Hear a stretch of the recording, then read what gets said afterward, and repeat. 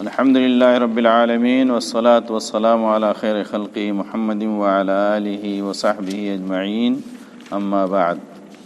آج چھٹا درس ہے، یہ اسم معرب کے اعراب کے سلسلے میں اسم معرب کے اعراب کے 9 طریقے۔ اسم معرب کی تعریف، اس کا حکم پہلے پڑھ چکے ہو۔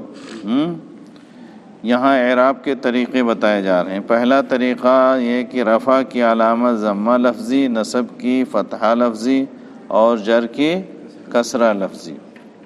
اور یہ طریقہ ان 3 اسموں کے اعراب کا ہے۔ کون کون؟ مفرد، منصرف، صحیح، جیسے خالد، زید۔ اس سے پہلے آپ پڑھ چکے ہیں، مفرد کی بھی تعریف، منصرف کی بھی تعریف، صحیح کی بھی تعریف پڑھ چکے ہیں، ٹھیک ہے۔ نوع میں صحیح کہتے ہیں جس کے جو ہے آخری حرف میں حرف علت نہ ہو۔ چنانچہ زید یہ صحیح ہے اس لیے کہ آخری حرف دال ہے، لیکن صرف میں اگر دیکھیں گے آپ تو زید معتل ہوگا، صحیح نہیں ہوگا، ٹھیک ہے۔ اچھا، دوسرا اسم کیا ہے؟ مفرد منصرف جاری مجرا صحیح۔ اسی کو دوسرے لفظوں میں قائم مقام صحیح کہتے ہیں۔ تو صحیح تو نہیں ہے اس لیے کہ اس کے آخر میں حرف علت ہے، لیکن وہ صحیح کے قائم مقام ہے۔ کس چیز میں قائم مقام ہے؟ اس لیے کہ حرف علت سے پہلے ساکن ہونے کی وجہ سے اس حرف علت پر تینوں حرکتیں آ جاتی ہیں، جیسے صحیح کے آخری حرف پر تینوں حرکتیں آتی ہیں۔ تو یہ ہے قائم مقام صحیح۔ صحیح نہیں ہے لیکن صحیح کی طرح سے ہے، جیسے صحیح کے اوپر تینوں حرکتیں آ جاتی ہیں، ایسے اس اسم پر بھی تینوں حرکتیں آ جاتی ہیں، جیسے دلون، زبیون، غزون، رمیون، مدنیون، مکیون، یہ سب جاری مجرا صحیح ہے۔ صرف دلون زبیون نہیں ہے، اس کی جو تعریف ہے وہ تعریف جس پر بھی صادق آئے گی وہ سب جو ہے جاری مجرا صحیح ہے، ٹھیک ہے۔ تیسری قسم جمع مکسر منصرف۔ جمع مکسر منصرف، مکسر ایسی جمع جس میں واحد کا وزن سلامت نہ رہے، ٹوٹ جائے، اور پھر جمع مکسر بعض حالات میں غیر منصرف ہو جاتا ہے۔ جب وہ جمع منتہی الجموع کے وزن پر ہوتا ہے تو وہ غیر منصرف ہو جاتا ہے، ٹھیک ہے۔ تو یہاں شرط یہ ہے کہ وہ منصرف ہو، غیر منصرف نہ ہو، جیسے رجال، کتب۔ مثالیں: جاء خالد، رأیت خالدا، مررت بخالد۔ یہ مثال کس کی ہے؟ مفرد منصرف صحیح کی۔ ھذا دلو، اشتریت دلوا، نظرت الی دلو، یہ مثال کس کی ہے؟ جاری مجرا صحیح کی، ٹھیک ہے۔ جاء رجال، رأیت رجالا، مررت برجال، یہ کس کی مثال ہے؟ جمع مکسر منصرف کی، ٹھیک ہے۔ جہاں مثالیں جاء سے دی جاتی ہیں وہ گویا رفع کی مثال ہے، ٹھیک ہے۔ جاء فعل ہوتا ہے، اس کے بعد جو اسم ہوتا ہے وہ فاعل ہوتا ہے، مرفوع ہوتا ہے۔ تو رفع کی حالت کو ذکر کرنے کے لیے جو مثالیں دی جا رہی ہیں اس میں جاء استعمال کیا گیا ہے، اور نصب کی مثال کے لیے رأیت استعمال کیا گیا ہے، اس لیے کہ رأیت فعل اور فاعل دونوں ہو جاتا ہے، اس کے بعد جو اسم ہوتا ہے وہ مفعول بھی ہوتا ہے، منصوب ہوتا ہے، ٹھیک ہے۔ اور حرف جر استعمال کیا گیا ہے کہ اس کے بعد جو اسم ہوتا ہے وہ مجرور ہوتا ہے، تو جر کی حالت کو بیان کرنے کے لیے حرف جر استعمال کیا گیا، ٹھیک ہے۔ جاء خالد یہ رفع کی مثال ہے، رأیت خالدا نصب کی مثال ہے، مررت بخالد یہ جر کی مثال ہے۔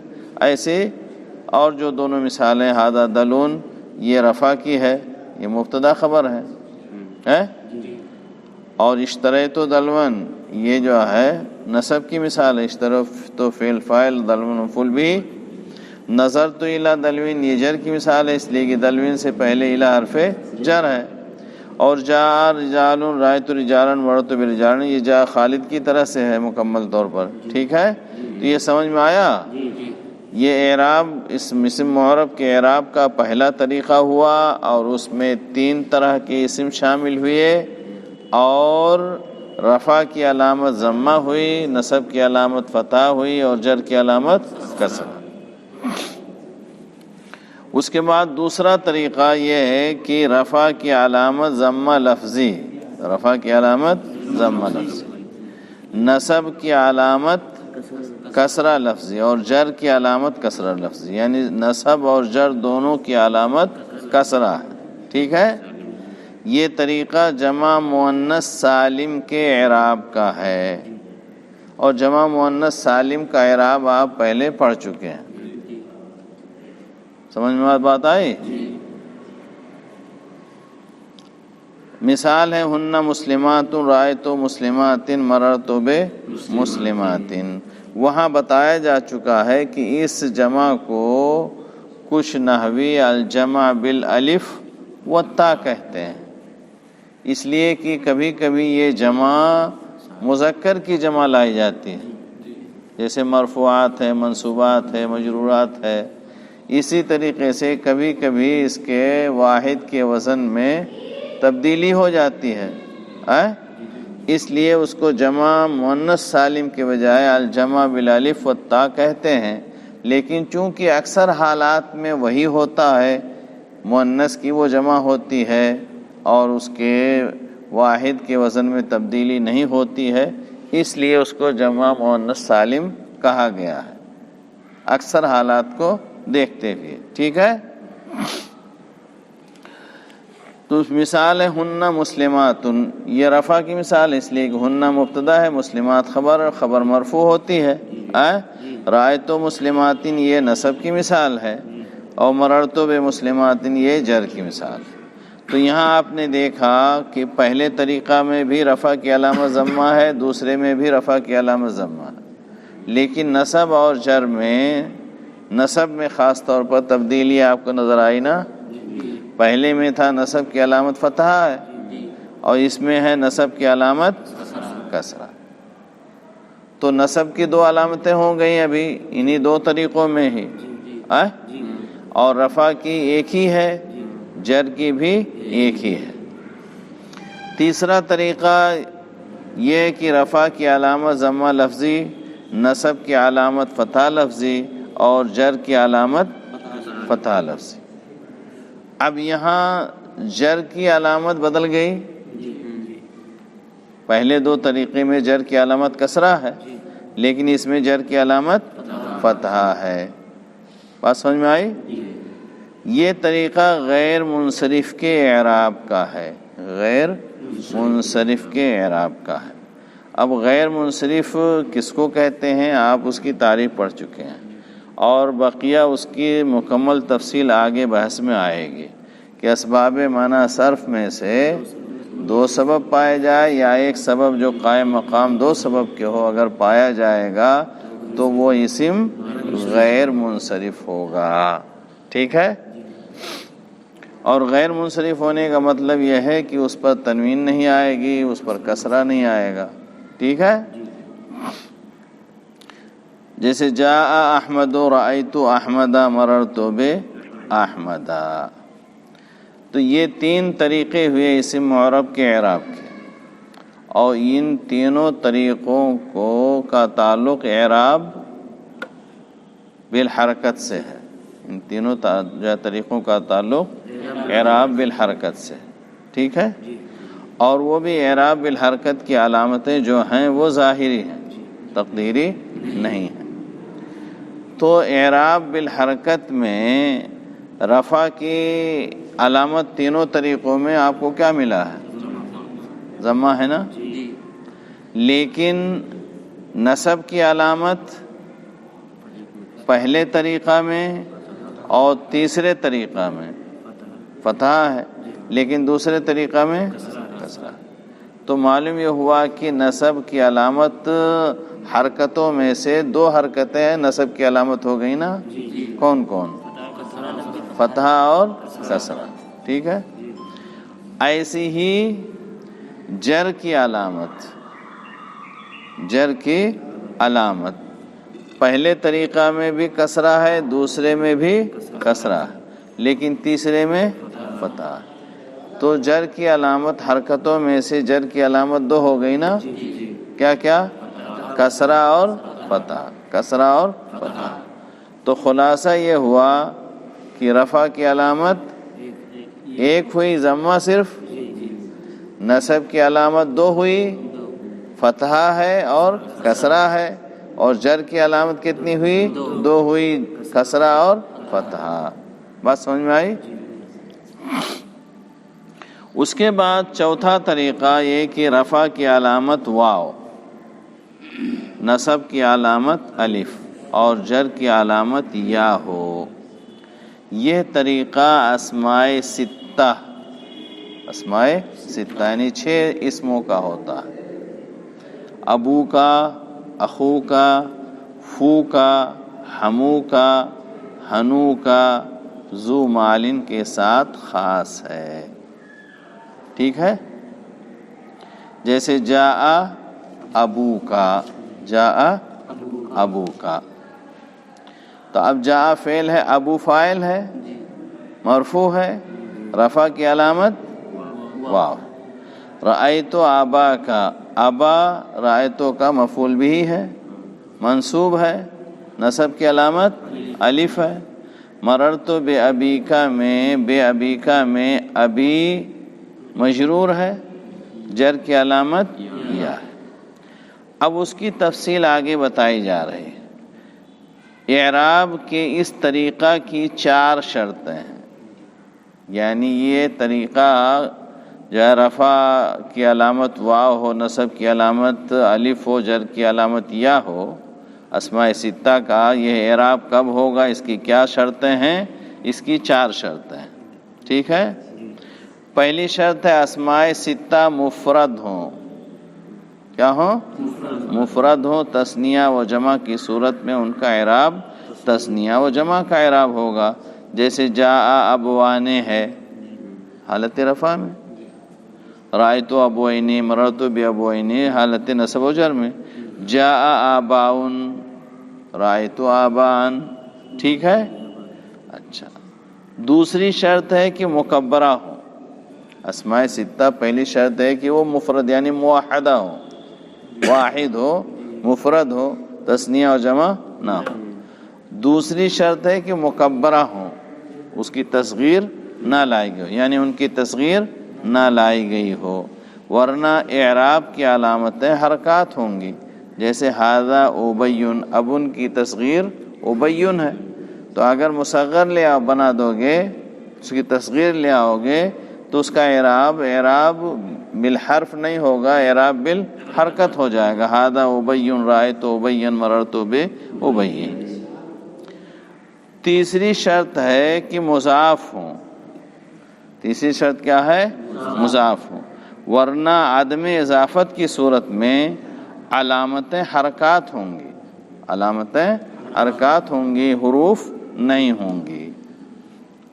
جیسے ھذا اخن، رأیت اخن، مررت باخن.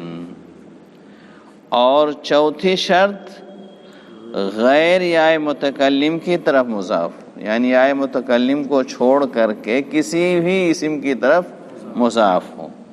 ورنہ علامتیں تقدیری ہوں گی. اگر یا کی طرف مضاف کر دیا جائے گا اسماء ستہ کو تو اس کا اعراب تقدیری ہو جائے گا. جیسے ھذا ابی، رأیت ابی، مررت بابی. تو یہ عام شرطیں کتنی ہوئیں؟ 4 شرطیں. کون کون؟ پہلی شرط ہے کہ وہ موحدہ ہوں، مفرد ہوں، تثنیہ جمع نہ ہو. دوسری شرط کیا ہے؟ مکبرہ ہوں، یعنی ان کی تصغیر نہ لائی گئی ہو. اور تیسری شرط ہے کہ وہ مضاف ہوں. چوتھی شرط ہے غیر یا متکلم کی طرف مضاف. یہ چاروں شرطیں پورے اسماء ستہ مکبرہ کے اندر ضروری ہے پائی جانا. تب اس کا اعراب جو ہے رفع واو کے ساتھ، نصب الف کے ساتھ اور جر یا کے ساتھ ہو۔ مذکورہ عام شرطوں کے علاوہ فوکا کی ایک خاص شرط ہے، وہ یہ کہ اس کے آخر میں میم نہ ہو، اس کے آخر میں میم نہ ہو، ورنہ علامتیں حرکات ہوں گی، جیسے ہادہ فمو کا، رأیت فم کا، نظرت الی فمی کا۔ ٹھیک ہے، فم کی اصل ہے فوہن، فم کی اصل ہے فوہن، فوہن سے اس کو بدل کر کے فمن کر دیا گیا، اس لیے کہ جب اس کی جمع لاؤ گے، فمن کی جمع، فمن کی جمع جب لاؤ گے تو اس کی جمع افواہ آئے گی، اس کی جمع افواہ آئے گی۔ اور جمع اور تصغیر عام طور پر اسماء کو ان کے اصل کی طرف لوٹا دیتے ہیں۔ ٹھیک ہے، تو فمن کی اصل فوہن ہے، ٹھیک ہے، تو اب فوہن میں ہے کو حذف کر دیا جاتا ہے اور واو کو میم سے بدل دیا جاتا ہے، لیکن اس اسماء ستہ کے اعراب کے لیے ضروری ہے کہ ہاں کو تو حذف کیا جائے لیکن واو کو برقرار رکھا جائے، واو کو میم سے نہ بدلا جائے۔ ٹھیک ہے، تو وہی بتایا کہ فوکا کی ایک خاص شرط یہ ہے کہ اس کے آخر میں میم نہ ہو، ورنہ علامتیں حرکات ہوں گی، جیسے ہادہ فمو کا، رأیت فم کا، نظرت الی فمی کا۔ اور زو بھی اس میں سے ہے نا، زو مالن، تو زو کی دو خاص شرطیں ہیں، فوکا کی ایک شرط خاص ہے اور زو کی دو خاص شرطیں ہیں۔ پہلی شرط ہے کہ زو صاحب کے معنی میں ہو، زو صاحب کے معنی میں ہو، اور دوسری شرط ہے کہ زو کا مضاف الیہ اسم جنس ظاہر ہو، صفت نہ ہو، جیسے جاء رجل ذو مال، رأیت رجلا ذا مال، مررت برجل ذی مال۔ تو فوکا کی ایک خاص شرط ہوئی اور زو کی دو خاص شرطیں ہوئیں، زو کی دو خاص شرطیں ہوئیں، اور بقیہ جو چار شرطیں ہیں وہ سارے اسماء ستہ کے لیے ہیں۔ تو جب یہ شرطیں پائی جائیں گی تب جو ہے اسماء ستہ مکبرہ کا اعراب بالحروف ہوگا، یعنی رفع واو کے ساتھ اور نصب الف کے ساتھ اور جر یا کے ساتھ۔ تو پہلے تین طریقے اعراب بالحرکت کے تھے، یہاں سے اعراب بالحروف کے طریقے شروع ہوئے ہیں، یہ پہلا طریقہ ہے اعراب بالحروف کا۔ ٹھیک ہے، پانچواں طریقہ یہ کہ رفع کی علامت الف ہو، نصب اور جر کی علامت یا ما قبل مفتوح ہو۔ یہ طریقہ تثنیہ اور ملحق بتثنیہ، یعنی کلا، کلتا جب ضمیر کی طرف مضاف ہوں، اثنان، اثنتان کے اعراب کا ہے۔ ٹھیک ہے، اور تثنیہ اس کے ملحقات کا ذکر آپ وہاں پہلے پڑھ چکے ہیں۔ تثنیہ حقیقت میں کون ہوتا ہے اور تثنیہ کے ساتھ ملحق کون ہے؟ ٹھیک ہے، تثنیہ وہ ہے کہ مفرد کے آخر میں الف نون بڑھا کر کے اس کو تثنیہ بنایا جائے، یعنی اس کا مفرد ہو اور مفرد پر الف نون بڑھا کر کے اس کو تثنیہ بنایا گیا ہو۔ لیکن اگر کچھ کلمات ایسے ہوں کہ ان کا مفرد ہی نہ ہو اور دو پر دلالت کریں، اس کے آخر میں الف نون بھی نہ ہو، تو وہ ملحق مانا جائے گا مثنیٰ کے ساتھ، اس لیے کہ اس کا اعراب بھی وہی ہوتا ہے جو تثنیہ کا ہوتا ہے۔ یا الف نون ہو بھی لیکن وہ مفرد کے آخر میں نہ بڑھایا گیا ہو، بڑھا کر کے اس کو تثنیہ نہ بنایا گیا، جیسے اثنان ہے، اثنتان ہے۔ ٹھیک ہے، اچھا، کلا اور کلتا بھی جب تثنیہ کے ساتھ ملحق ہوگا تو اس کی شرط یہ ہے کہ وہ ضمیر کی طرف مضاف ہو، تب ضمیر کی طرف مضاف نہ ہو وہ اسم ظاہر کی طرف مضاف ہو تو پھر وہ اسم مقصور کے حکم میں ہو جائے گا. اس کے حکم میں ہوگا؟ اسم مقصور کے حکم میں ہو جائے گا، اس لیے کہ اس کے آخر میں الف ہے. جیسے جاء الرجلان کلاہما و اثنان، یہ کس کی مثال ہے؟ رفع کی مثال ہے. رأیت الرجلین کلیہما و اثنین کس کی مثال ہے؟ نصب کی مثال ہے. مررت بالرجلین کلیہما و اثنین یہ جر کی مثال ہے. تو اب یہ دو طریقے ہو گئے اعراب بالحروف کے، اعراب بالحروف کے. ان دونوں میں آپ دیکھو تو پہلے میں رفع کی علامت واو ہے اور دوسرے میں رفع کی علامت الف. ٹھیک ہے، تو رفع کی گویا دو علامتیں ہو گئی جو اعراب بالحروف میں. اچھا، نصب کی علامت پہلے میں الف ہے اور دوسرے میں یا ما قبل مفتوح ہے، اور جر کی علامت دونوں میں وہی ہے، یا ہی ہے، بس اس میں شرط اس میں لگا دی گئی ہے کہ یا ما قبل مفتوح ہو، لیکن جر کی علامت مشترک ہے دونوں میں یا ہی. ٹھیک ہے، تو رفع اور نصب کی دو علامتیں ہو گئیں لیکن جر کی ایک ہی علامت ہوئی نا. پھر چھٹواں طریقہ، رفع کی علامت واو ما قبل مضموم، نصب و جر کی علامت یا ما قبل مکسور. یہ طریقہ جمع مذکر سالم اور ملحق بجمع مذکر سالم یعنی عشرون اور اس کے اخوات اولو، اہلون، عالمون وغیرہ، اس کی تفصیل پہلے بتائی جا چکی ہے. عشرون وغیرہ یہ ہے کہ اس کے مفرد کے آخر میں واو نو بڑھا کر نہیں بنایا گیا ہے، اگرچہ کہ اس کا اعراب جمع مذکر سالم کا اعراب ہوتا ہے. اور اولو یہ جمع پر تو دلالت کرتا ہے لیکن اس کے بھی مفرد کے آخر میں واو نو نہیں بڑھایا گیا ہے.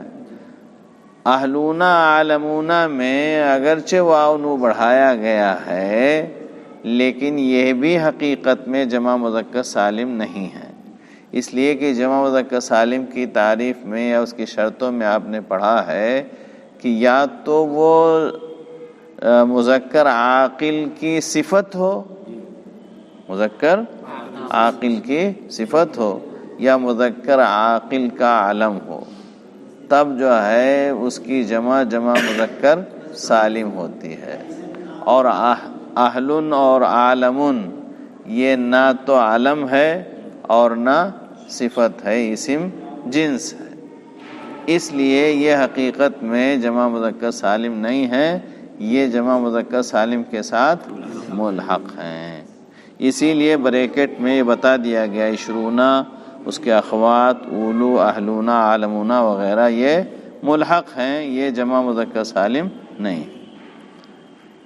جیسے جاء مسلمون و عشرون رجلا و اولو مال، رأیت مسلمین و عشرین رجلا و اولی مال، ومررت بمسلمین و عشرین رجلا و اولی مال. بات سمجھ میں آئی؟ اب یہ 6 طریقے ہو گئے، 3 طریقے اعراب بالحرکت کے، اور آپ نے اس میں پڑھ لیا کہ رفع کی علامتیں تینوں حالتوں میں ایک ہی ہیں، ضمہ ہے، لیکن نصب کی علامت 2 ہو گئی، فتح اور کسرہ.